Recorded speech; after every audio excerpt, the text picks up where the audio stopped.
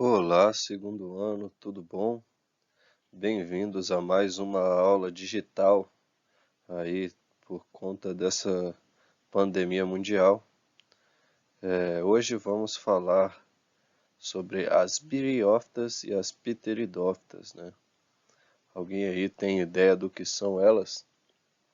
Bom, certamente todos já viram umas briófitas e algumas pteridófitas em sua vida. Primeiro falaremos sobre as briófitas e depois entraremos com o assunto das pteridófitas. Bom, briófitas. A palavra briófitas ela vem do grego brion, que significa musgo, e phyton, que significa planta. Então aí teríamos aí uma planta musgo, né? Que no caso vemos aqui bem claramente, né? E isso, certeza que todos já viram. Bom, como todos já viram, certamente vocês sabem que são de pequeno porte, né? Ninguém nunca viu um musgo gigante, né? Bom, se bem que se estendem aí por às vezes até quilômetros de extensão, dependendo do local, mas eles sempre são bem pequenininhos, né? E por que que são pequenininhos? Pois são avasculares. E o que que são avasculares, professor? Bom, seres avasculares são as plantas que não possuem vasos condutores de nutrientes, né? Aquele famoso xilema e floema, né? Bom, e por não haver esses vasos condutores, não há possibilidade de passar esses vasos da raiz até o topo assim com facilidade, né? Então, por isso que são pequenos, né? Por isso que não chegam a um porte elevado. Eles crescem em solos úmidos, pedras e troncos de árvore. Bom, essas são as briófitas mais famosas que temos aí, que são os musgos, os hepáticos e os antóceros. Esses hepáticos aqui vêm até de fígado, né? E porque também lembra aí um formatozinho de um fígado. E todos eles são bem pequenos. Bom, você me pergunta, uai, professor, se não tem vasos condutores de água, como é que eles fazem o transporte da água? Bom, esse processo é um processo muito lento e ele ocorre por osmose. E o que é a osmose? A osmose é a água, ela vai passando de uma célula a outra, célula por célula, do meio mais concentrado até o meio menos concentrado, né?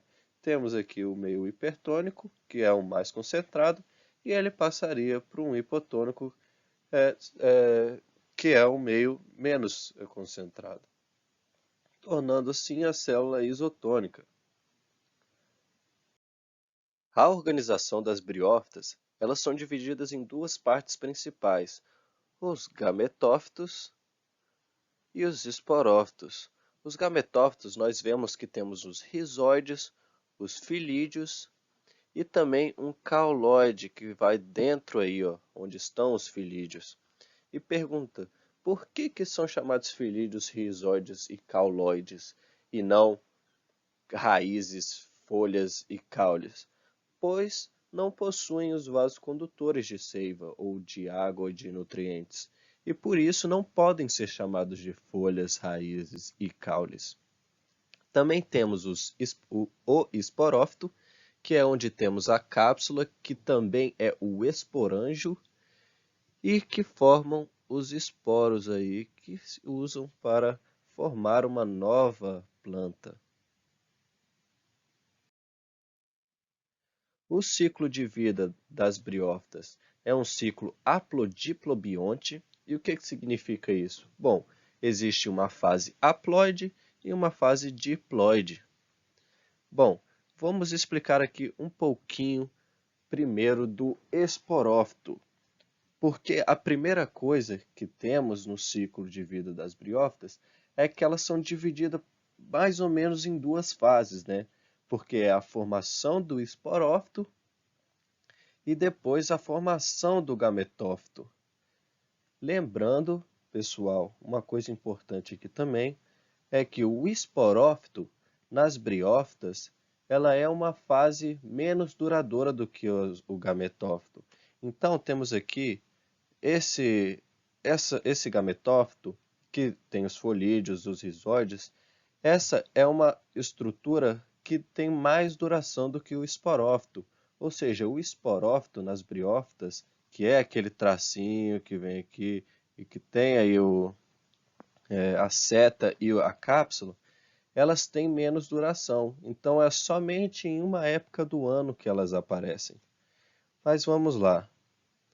Temos aí, temos aí o gametófito feminino, que tem o arquegônio, aqui ó, o arquegônio, e temos o masculino, que tem o anterídeo. Então vamos lá. O anterídeo, ele forma anterozoides. Esses anterozoides, eles são flagelados. Eles são flagelados. E eles entram dentro do arquegônio por conta da água, ou seja, a água ela é essencial aí para esse processo aí de ciclo de vida das briófitas, porque sem a água os anterozoides eles não conseguem chegar no arquegônio. Então vamos lá. A água, por existir, os anterozoides que são flagelados entram no arquegônio. Entrando no arquegônio, eles encontram a oosfera e aí ocorre a fecundação. Essa fecundação forma um zigoto, né, que é diploide, e transforma-se em um embrião. Esse embrião acaba se transformando depois em uma gametófito aqui com a setinha. Depois que se transformou em um esporófito, temos aí a segunda parte aí da reprodução, que é a formação de um novo gametófito. E esse gametófito, como é que ocorre isso? Bom, temos aí a seta e a cápsula, e essa cápsula, ela possui esporos dentro, e esses esporos, eles foram formados por meiose.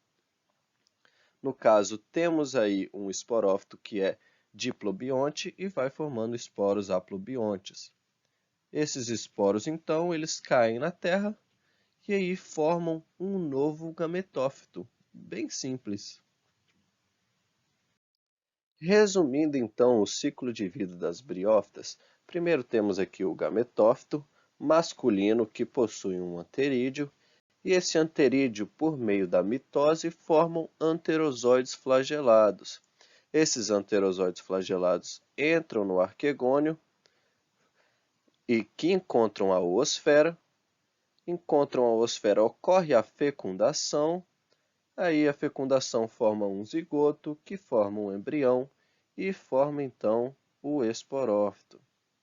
Esse esporófito possui uma cápsula, que também é o arquegônio, e esse arquegônio possui esporos dentro que foram formados pelo meio da meiose. Esses esporos, então, formam outro gametófito. Bem simples. Bom, agora que falamos tudo das briófitas, vamos falar um pouco das pteridófitas.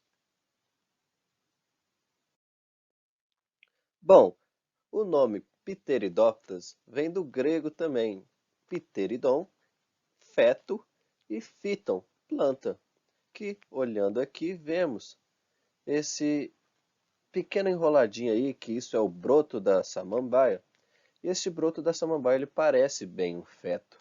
Então, por isso aí o pteridon, por isso é chamado de pteridófitas.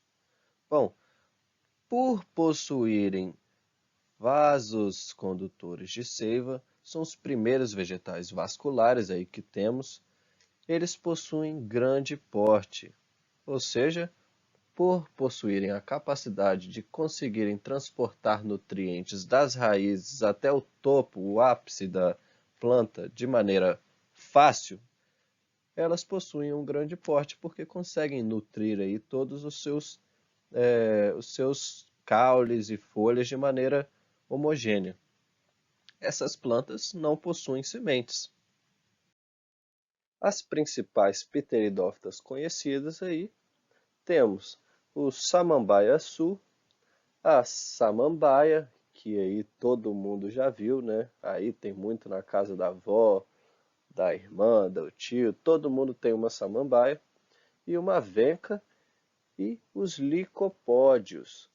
Esses licopódios aqui são uma das menores pteridófitas que temos, mas eles ainda são bem maiores que as briófitas. O samambaia-açu aí temos aí em várias florestas aqui, na Mata Atlântica tem muito.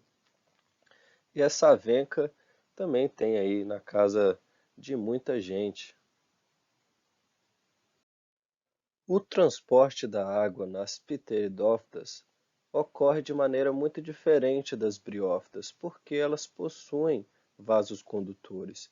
E esses vasos condutores são os que transportam a água das raízes até aí as folhas e os seus caules. E esses vasos condutores, eles são chamados de xilema e floema. E vemos aqui, ó, em azulzinho, vemos o xilema e em roxinho vemos os floemas. Também percebemos que eles saem desde a raiz, ó, aqui vemos aqui um corte na raiz, ele vai subindo, tem um corte aqui em cima, que também são encontrados o xilema e floema, e até nas folhas são encontrados o xilema e floema. Isso, e os vasos condutores, eles possibilitam que o transporte de nutrientes sejam aí pela planta toda, o que dá todo esse porte aí na pteridófita. A organização corporal das pteridófitas, elas também são separadas em duas partes principais, que são o gametófito e o esporófito. Porém, diferentemente das briófitas, temos o esporófito como a parte principal, a parte mais duradoura do ciclo de vida das pteridófitas. O gametófito, ele tem uma parte muito menos duradoura do que o esporófito. O esporófito é o que vemos. O gametófito nós não vemos, diferente das briófitas, que vemos muito o gametófito e apenas algumas fases aí do ano que vemos o esporófito.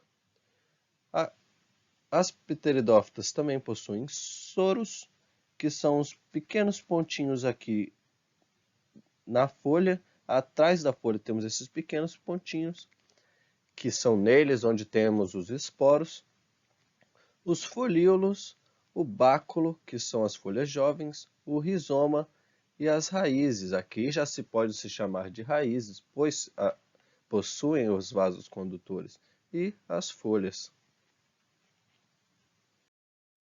Agora, vendo o ciclo de vida da briófitas, vamos ver que também é bastante simples.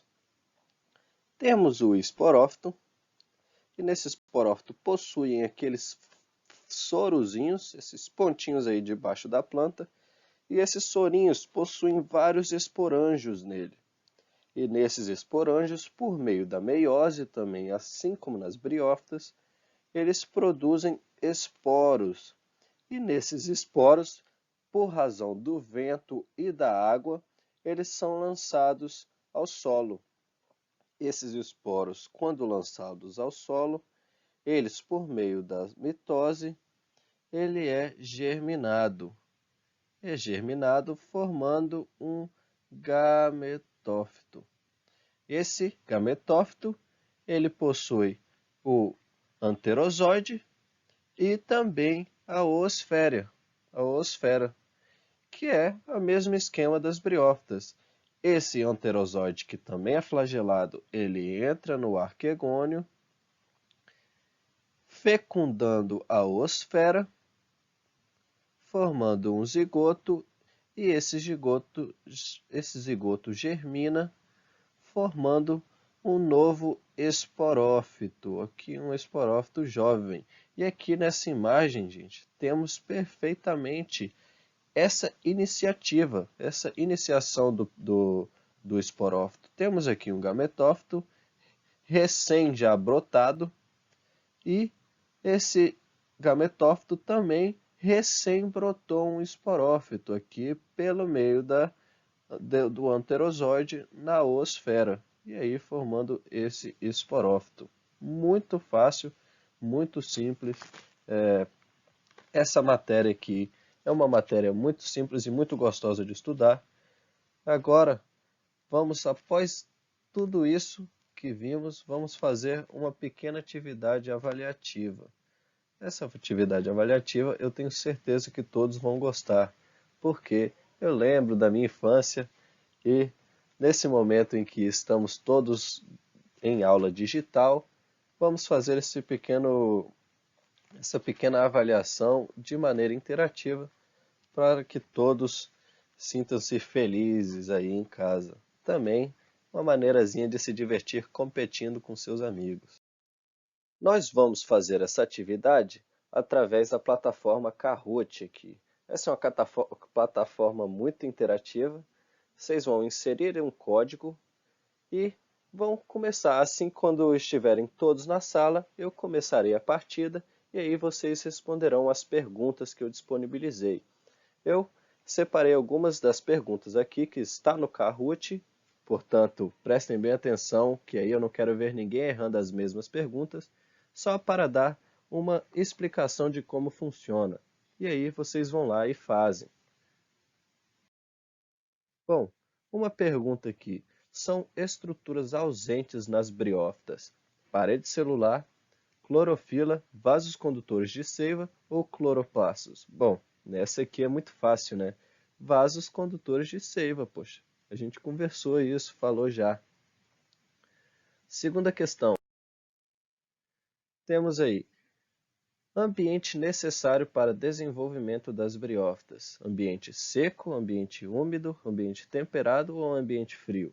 Bom, já lá no primeiro slide lá da aula, a gente falou que as briófitas elas só se localizam em ambientes úmidos, né? E por que, gente? Por que elas se disponibilizam apenas em ambientes úmidos? Porque elas precisam da água para se reproduzir.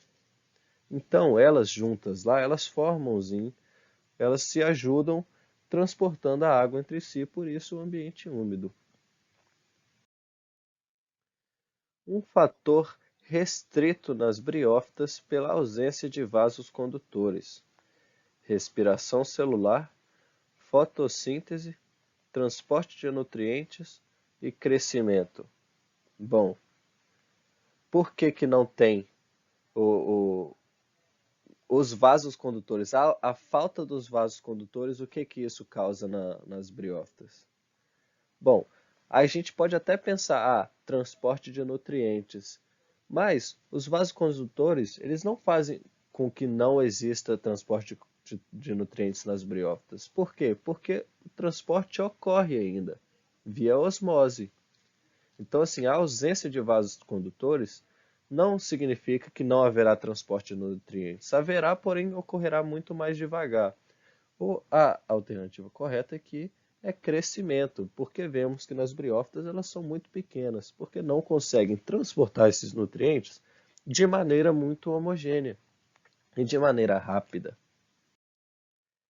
Vamos lá. As briófitas são pequenas por quê? Essa aí já é a resposta, né, do que a gente acabou de falar. Porque elas são avasculares. E essa é uma palavrinha aí que a gente tem que saber, hein?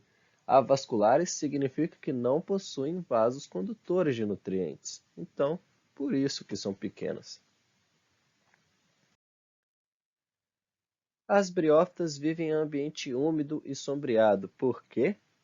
Porque são pequenas, são vasculares, vivem em locais quentes ou depende de água para sua reprodução?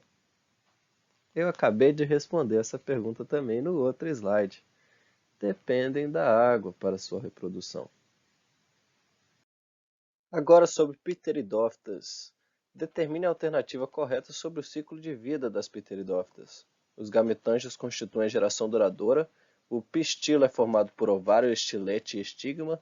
Os esporófitos constituem a geração de curta duração. Os esporófitos constituem a geração duradoura. Bom, nas pteridófitas, diferentemente das briófitas, os esporófitos constituem a geração duradoura. Já nas briófitas, são os gametófitos, né? Qual é a novidade evolutiva das pteridófitas? A independência da água para a reprodução, a presença de vasos condutores, a presença de frutas ou a presença de sementes? Bom, muito simples, a presença de vasos condutores. E quais são os principais representantes das pteridófitas? Também falei ali no comecinho, quando eu comecei a falar de pteridófitas, são as samambaias, as avencas e os licopódios.